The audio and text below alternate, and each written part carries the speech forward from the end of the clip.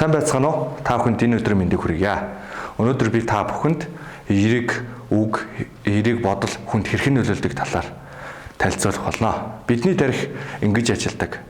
Өдөр бүр боддог зүйлийг, олон давтамжтай боддог зүйлийг, байнга тасралтгүй боддог зүйлийг шийдвэрлэхийн төлөө арга замыг эрэлхийлсээр байдаг.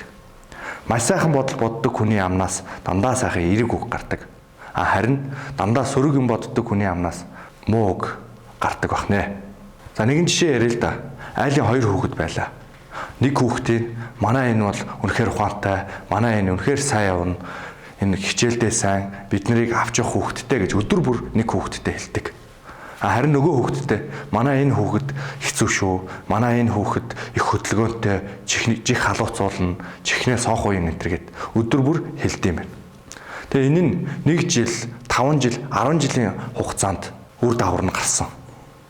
Маш сайн гэж хэлж исэн хүүхэд нь болохоор ямар ч хүнд зүйл зохиолдсон намайг багаас аав ээж минь үнэхээр сайн явнаа гэж хэлж исэн учраас тэр хүүхэд сайн явахын төлөө зорж идэг.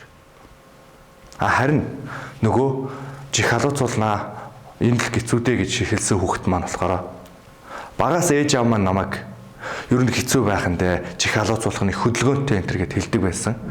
Тийм болохоор л би одоо жоохон асуудалд ордог, ер нь хэцүү байх шиг байна да гэд ялгаа нь гарч эхэлж байгаамаа. Тийм учраас хүнд дандаа сайхан үгийг хэлжээ.